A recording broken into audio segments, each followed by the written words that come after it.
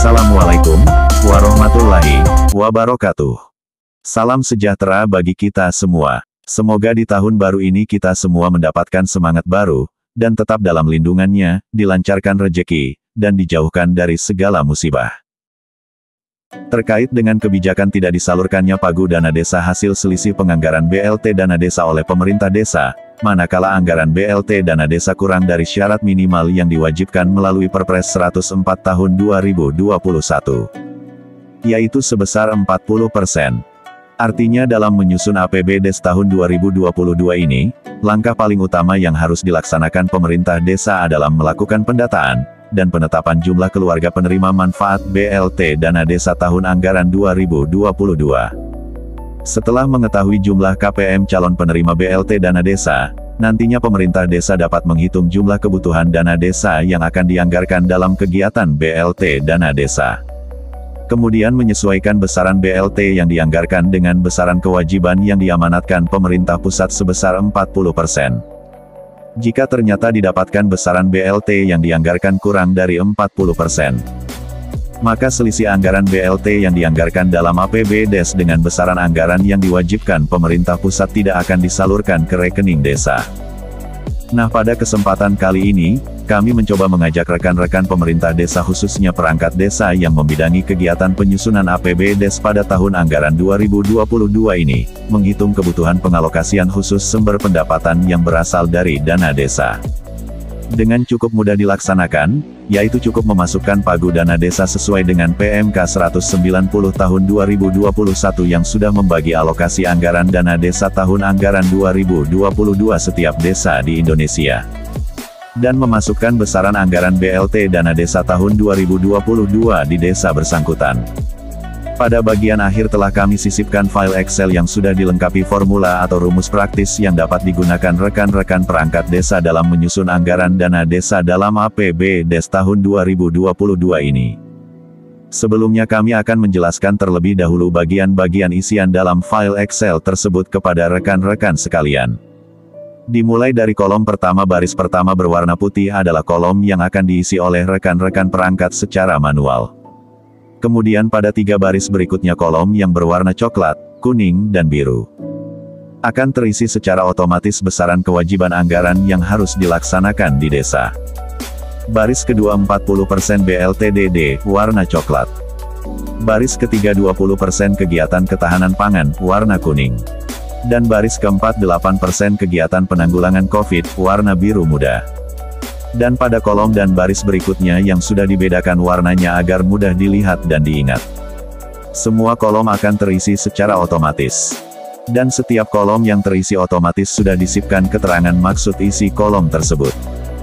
Kolom pertama warna putih ini akan menjadi acuan dalam penyusunan anggaran berikutnya dalam APB Desember tahun 2022.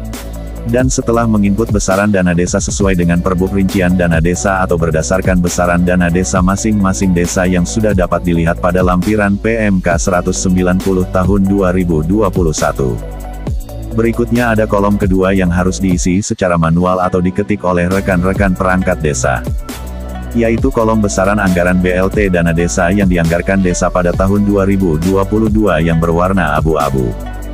Kolom ini diisi atau diinput sesuai dengan jumlah calon KPM BLTDD yang sudah ditetapkan di desa. Dan penting kami ingatkan bahwa penggunaan formula ini hanya untuk acuan dan perhitungan pengalokasian dana desa pada tahun anggaran 2022 si desa.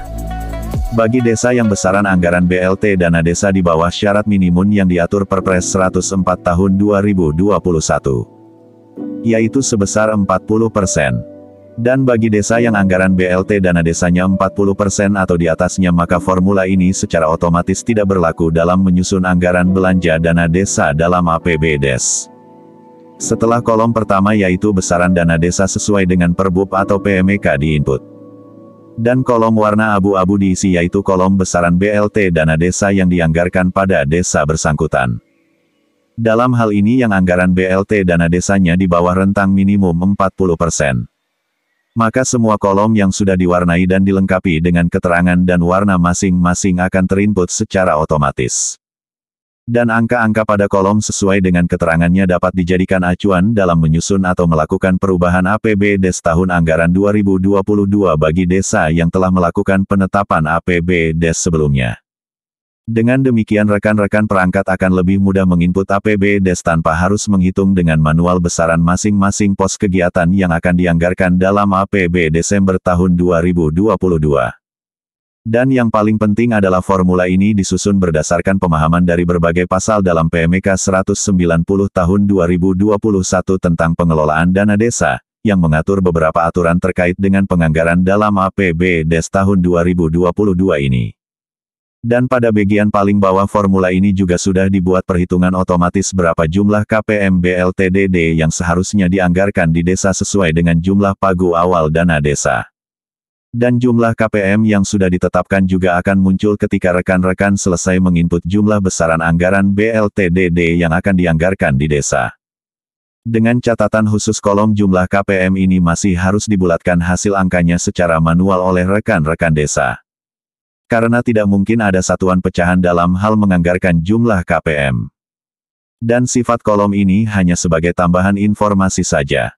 Dan dalam rangka mencocokkan nilai besaran BLT dana desa yang sudah dianggarkan di desa dengan jumlah calon KPM yang sudah ditetapkan di desa melalui keputusan kepala desa atau peraturan kepala desa. Demikianlah konten kita kali ini, semoga bermanfaat dan dapat membantu rekan-rekan sahabat desa sekalian khususnya perangkat desa yang melaksanakan penginputan APBDes dalam aplikasi Siskedes. Dan bisa juga dijadikan oleh BPD dalam melakukan pengawasan penganggaran APBDes yang dilaksanakan oleh pemerintah desa sebelum ditetapkan dalam peraturan desa tentang APBDes atau perubahan APBDes tahun anggaran 2022. Silakan share konten ini kepada kerabat lainnya, dan tinggalkan komentar jika terdapat hal yang keliru atau yang harus didiskusikan bersama. Sampai di sini konten kita kali ini, mohon maaf atas segala kekurangan dan kesalahan. Wallahu muwafiq. Ila aqwamit thoriq. Wassalamualaikum warahmatullahi wabarakatuh.